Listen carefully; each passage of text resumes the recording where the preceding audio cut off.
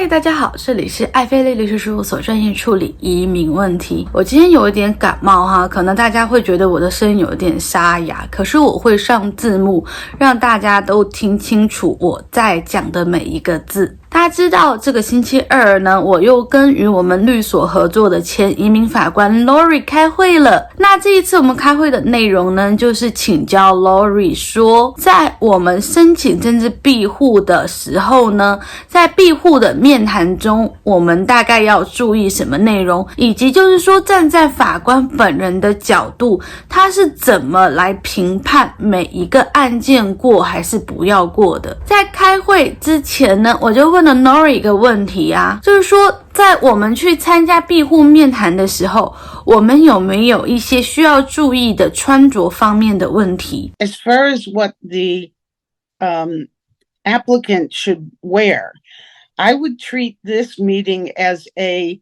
business or a professional type of meeting. So I would wear, business clothes, maybe dress clothes, like what you would wear to church or to an important event.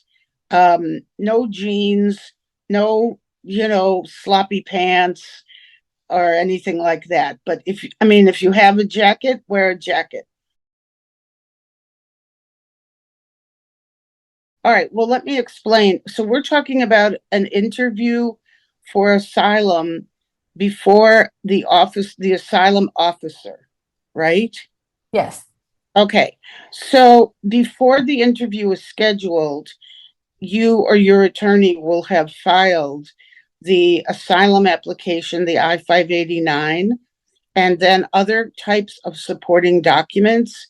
And perhaps you also may have had a statement submitted that explains in greater detail what happened or what you're afraid will happen. And so the officer will have all of those documents before the interview time is set and before the applicant comes to the meeting.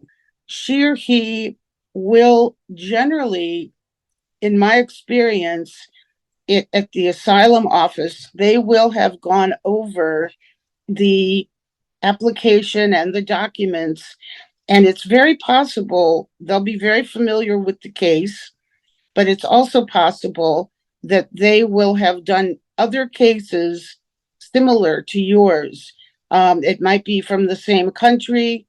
It might be the same type of persecution that is being claimed. Some of the officers may be extremely familiar with your country. They may have done hundreds of applications, and they may be familiar with how the government works, and if there's like a secret service or a secret group of officers that handle security, they may be very familiar with how that security works, and so on.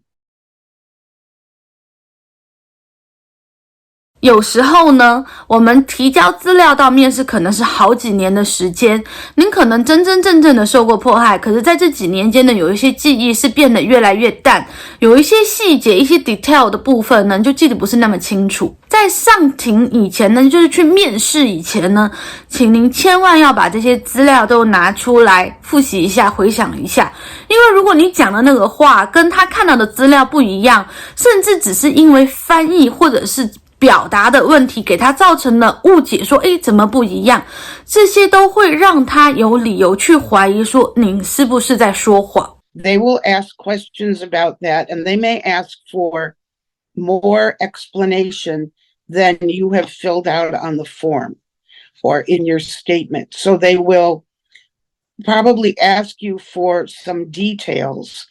And it's very important when you're being interviewed that you let the officer know if you don't understand what the question is about. It's important that you say the same answers that you put on the I-589. If you put a different answer, you need to explain that to the officer.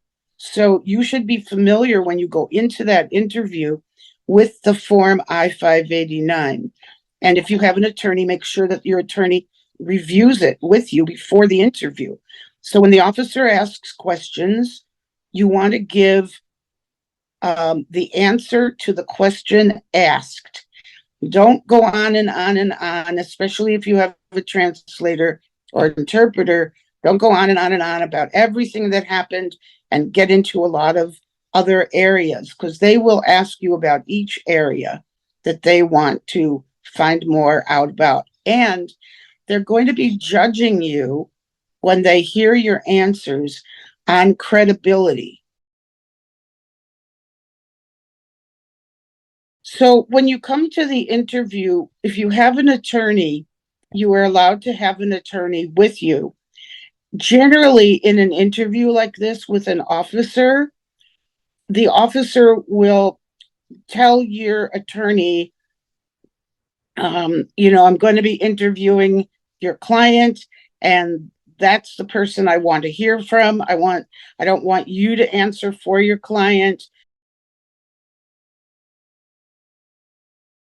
千万不要因为移民官的情绪去影响你。面试官有非常主观的权利去决定您通过还是不通过，但是通常这个判断呢还是有迹可循的。如果你表现得非常丝滑，他没有理由只是因为他非常的生气，所以就给你不过，对不对？